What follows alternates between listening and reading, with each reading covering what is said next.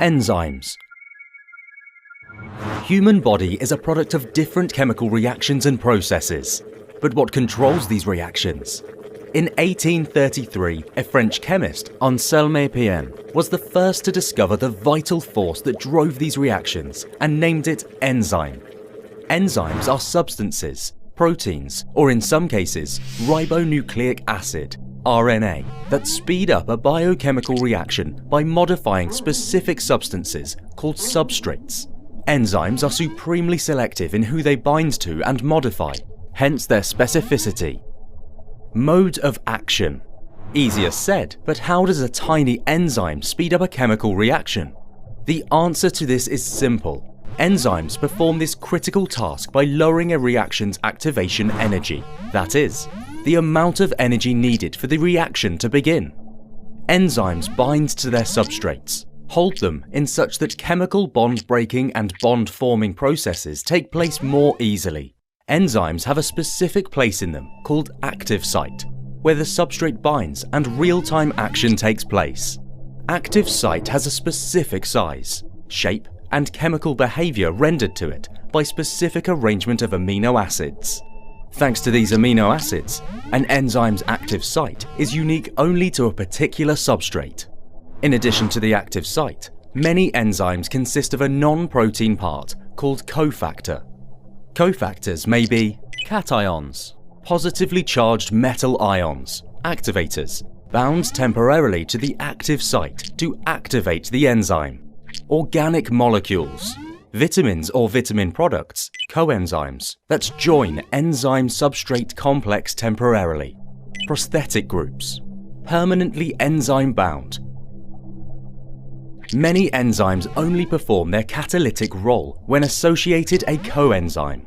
An inactivated enzyme, protein, along with its coenzyme, non-protein, makes up a system called holoenzyme.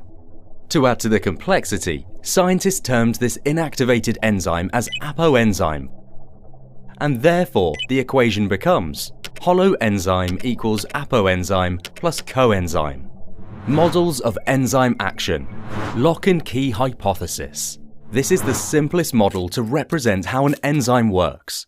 The substrate simply fits into the active site to form a reaction intermediate. Just like the key fits in its specific lock, the shape isn't changed here. Rather, the structure of the substrate absolutely complements the structure of the enzyme, like puzzle pieces. Induced fit hypothesis.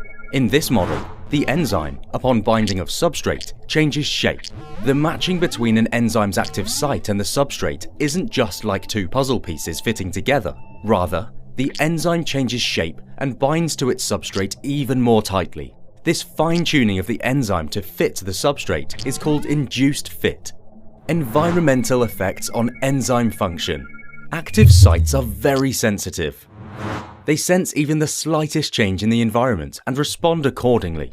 Some of the factors that affect the active site and consequently enzyme function include temperature.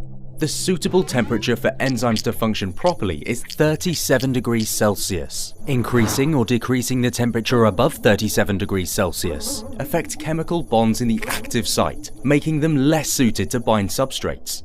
Higher temperatures denature enzymes. pH. Amino acids present in the active site are acidic or basic. Fluctuation in pH can affect these amino acids, making it hard for substrates to bind. Extreme pH values can denature enzymes. Enzyme concentration. Increasing enzyme concentration will increase the rate of reaction, as more enzymes will be available to bind with the substrates. However, after a certain concentration, any increase will have no effect on the rate of reaction. Substrate concentration. Increasing substrate concentration increases the rate of reaction. This is because more substrate molecules will be colliding with enzyme molecules, so more product will be formed. But again, this effect is valid up to a certain concentration. Inhibition of enzyme activity. Some evil substances called inhibitors reduce or even stop the activity of enzymes in biochemical reactions.